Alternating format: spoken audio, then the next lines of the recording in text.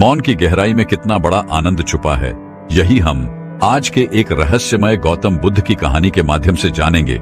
शांत रहना ही मनुष्य को परम सुख देता है। तो चलिए उस कहानी की शुरुआत करते हैं। एक बार एक वाचाल एक गुरु के आश्रम में शिक्षा ग्रहण करने के लिए आया हुआ था। वह शिष्य अपने गुरु की बात कम सुनता था, लेकिन अपनी बात बताने में वह बहुत उत्सुक रहता था। एक दिन गुरु ध्यान पर चर्चा कर रहे थे। ध्यान किस प्रकार किया जाता है और ध्यान का क्या महत्व होता है, इसी पर चर्चा चल रही थी। आश्रम के सभी शिष्य मौन होकर अपने गुरु की बातों को सुन रहे थे। गुरु उनको समझा रहे थे कि आप किसी भी प्रकार का ध्यान करते हो, लेकिन ध्यान की गहराइयों में जाने के लिए आपको अपने मन के अंदर प्रेम जागृत करना होगा। ध्यान करते समय आपको निरंतर अपने मन का निरीक्षण करना होगा कि आपके मन के अंदर किस प्रकार के विचार आते हैं।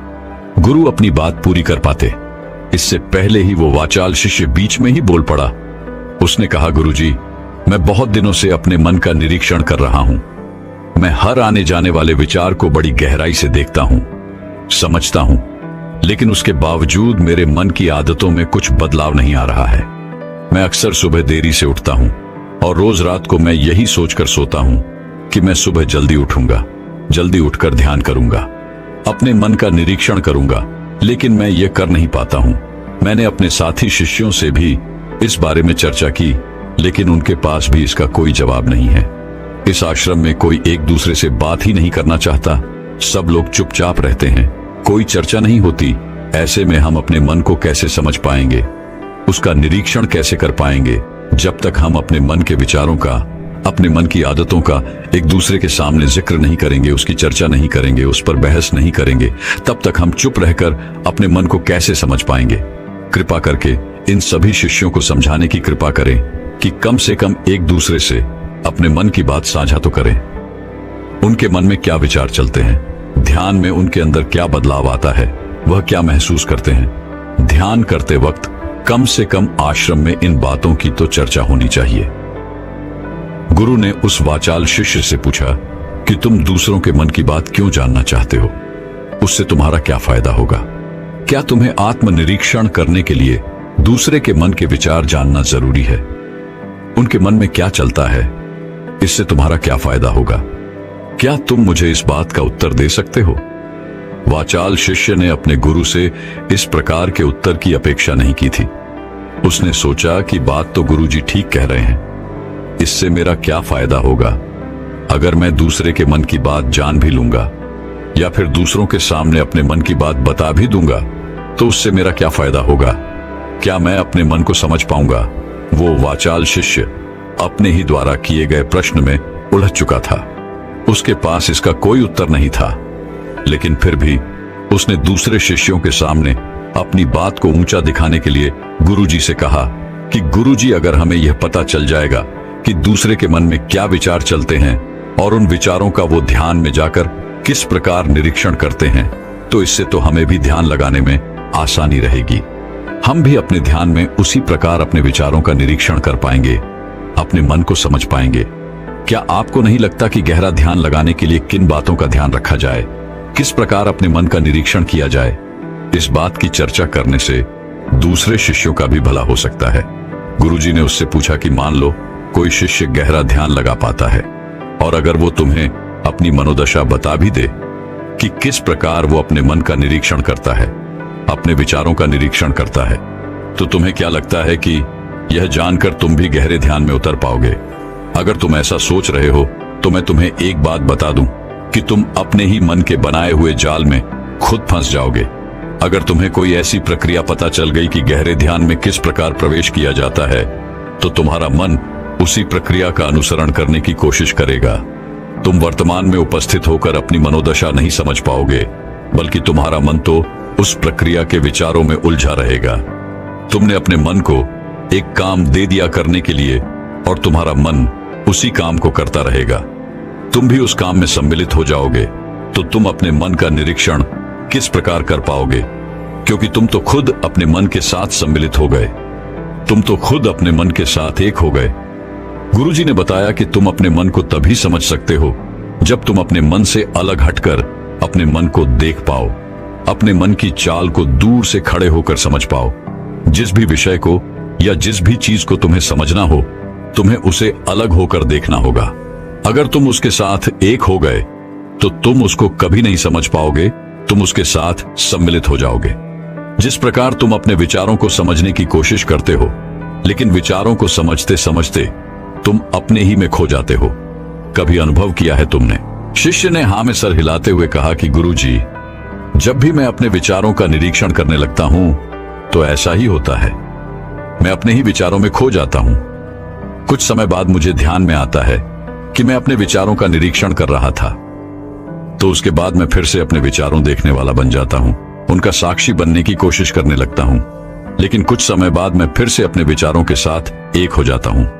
गुरुजी ने सभी शिष्यों को समझाते हुए कहा कि जिस प्रकार एक गुस्से से भरा हुआ आदमी कभी भी अपने गुस्से का निरीक्षण नहीं कर पाता, क्योंकि वो खुद अपने गुस्से के साथ एक हो जाता है। वो अपने गुस्से को ही अपना अस्तित्व मान लेता है और इसीलिए वो कभी नहीं देख पाता कि यह गुस्सा उसके मन को किस प्रकार प्रभावित कर रहा है, किस प्रकार यह गुस्सा उसके मन को दुखी कर जाएगा। वह कभी नहीं देख पाएगा, क्योंकि उसके पास वह कला नहीं है कि वह अपने गुस्से को अपने से अलग करके देख पाए। इसी चीज के लिए सारे अभ्यास बने हुए हैं, ताकि तुम सिर्फ एक दृष्टा, एक साक्षी बनकर सभी चीजों को उसके परिपूर्ण, उसके असली स्वरूप में देख पाओ। और जब तुम सभी चीजों का, सभी विचारों को असली स्वरूप में देख लेते हो, तब तुम्हें उसकी अनित्यता पता चलती है। तब तुम्हें पता चलता है कि ये सब आने जाने वाली चीजें हैं, लेकिन चेतना, कॉन्शियसनेस, वह हमेशा इंसान के साथ रहती है। वह दृष्टा, वह साक्षी जो उसको देख रहा है, वह हमेशा जीवित रहता है। वह कभी नहीं मरता, वह नित्य है और वही चेतना होती है। चेतना किसी भी चीज से कभी भी बंधी हुई नहीं होती। चेतना तुम्हारा होश है। दूसरी चीजों को उनके स्वरूप में देख पाने की कला तुम्हें तुम्हारी चेतना से ही मिलती है। जिस प्रकार तुम्हारी चेतना होगी, उतने ही अच्छे तरीके से तुम चीजों से अलग हटकर उनको देख पाने में सक्षम हो पाओगे। इसलिए अपनी चेतना को ऊपर उठाने का काम करो, ताकि तुम अपनी चेतना से किसी भी चीज का असली स्वरूप देखने में सक्षम हो पाओ।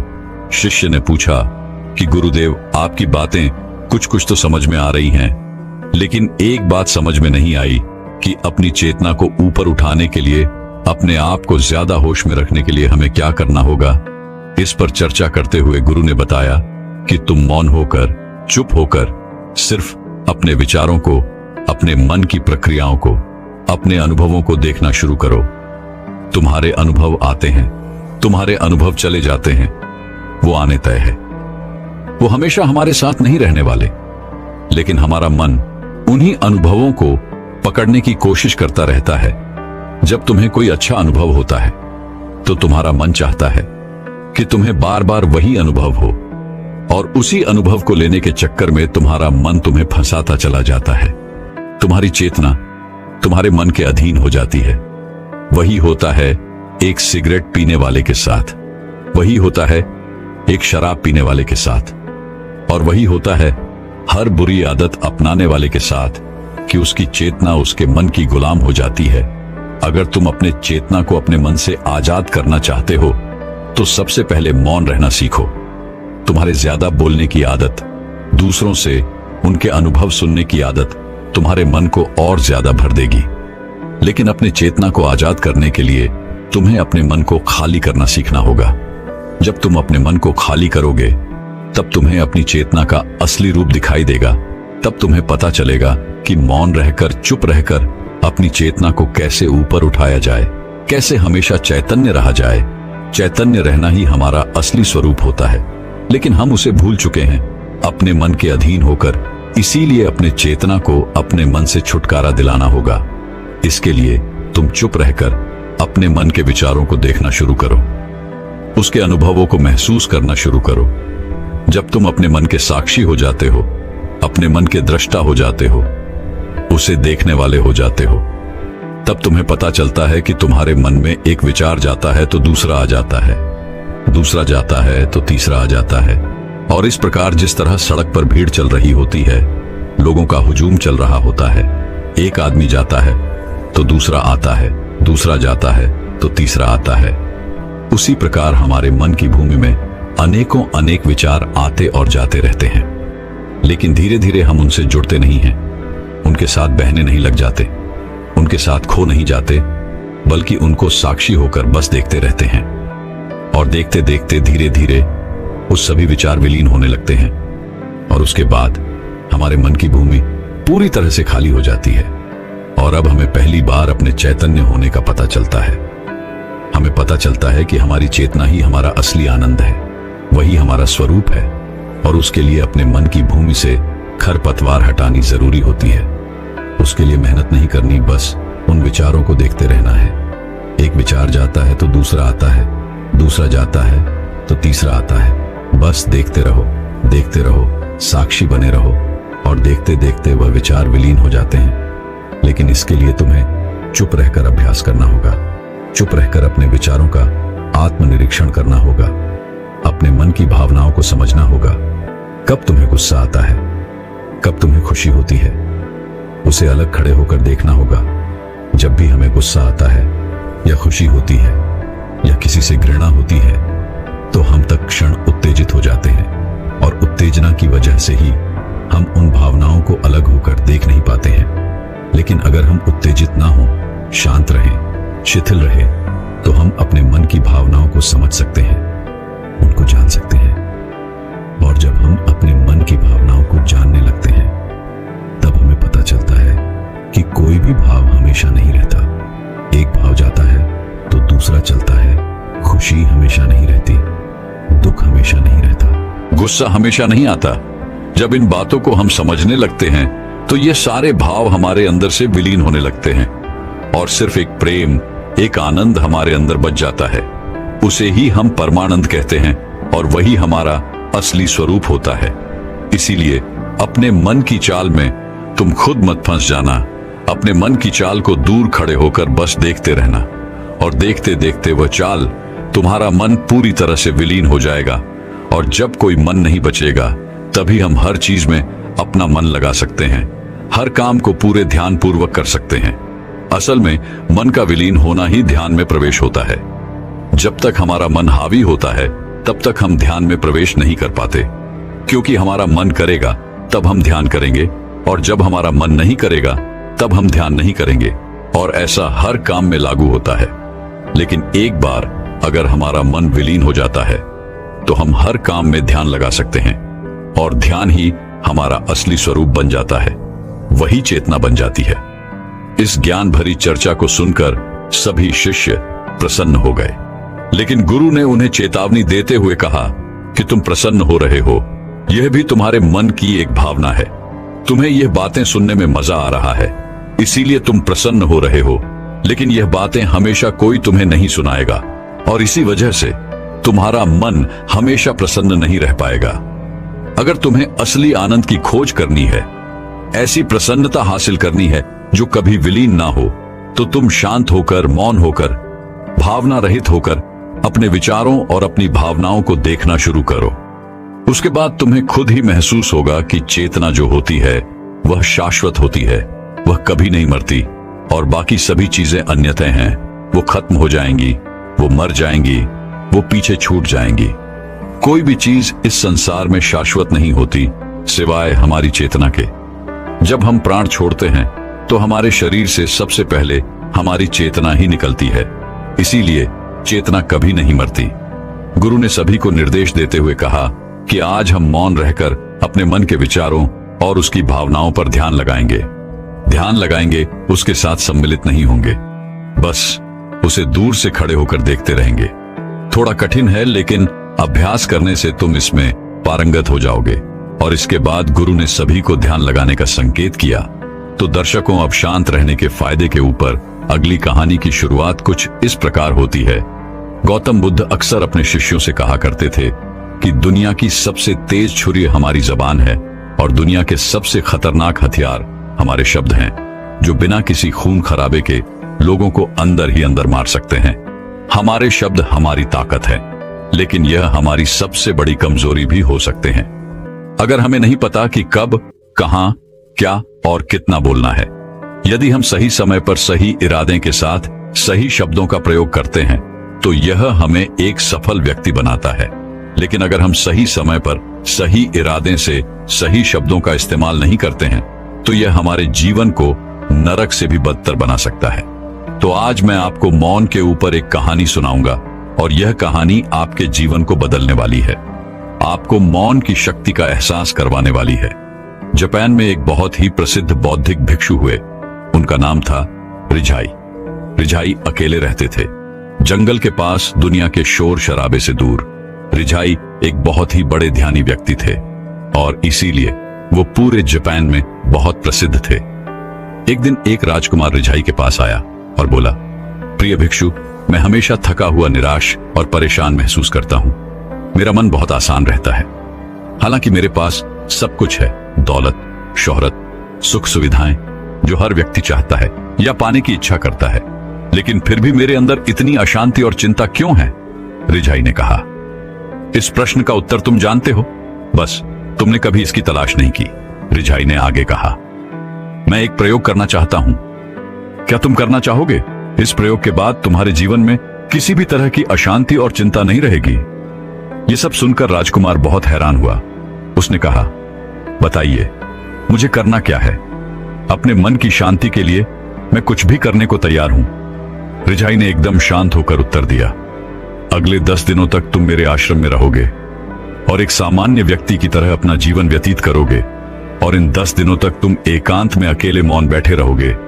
राजकुमार भिक्षु की बात से सहमत हो गया। पहले दिन राजकुमार को लगा कि उसका मन सामान्य सी अधिक आसान और विचलित है। उसके मन में तरह तरह के प्रश्न उठ रहे थे और वह आम लोगों की तरह जीवन जीने में असहज महसूस कर रहा था। उसके अंदर से बोलने की प्रबल इच्छा उठ रही थी, लेकिन वह मौन रहा। उसके मुंह से कुछ नहीं निकला, एक शब्द भी नहीं। वह चुपचाप बैठा रहा, लेकिन रात होते होते उसे अंदर ही अंदर शांति का अनुभव होने लगा। उसके लिए यह अनुभव अजीब था। वह खुद से पूछ रहा था कि वह अंदर ही अंदर खुशी क्यों महसूस कर रहा है और उसकी आंतरिक बेचैनी और चिंता कम की होने लगी है। अगले दिन राजकुमार एक आंतरिक चुपचाप बैठा प्रकृति को निहार रहा था, पौधों को, फूलों को, आकाश में उड़ रहे पक्षियों को। वह अपने जीवन में पहली बार महसूस कर रहा था कि उसके आसपास की प्रकृति कितनी अद्भुत है। वह दिन भर प्रकृति की सुंदरता को देखता और उसकी शांति को महसूस करता रहा। इस तरह से एक हफ्ता बीत गया और अब तक उसके मन की सारी बेचैनी, सारी हलचल, सारी उथल पुथल और सारा तनाव एकदम गायब हो गया था। 8वें दिन की सुबह राजकुमार फिर से एकांत में बैठ गया और कुछ ही मिनटों में उसकी आंखें अपने आप बंद हो गईं और वह गहरे ध्यान में चला गया।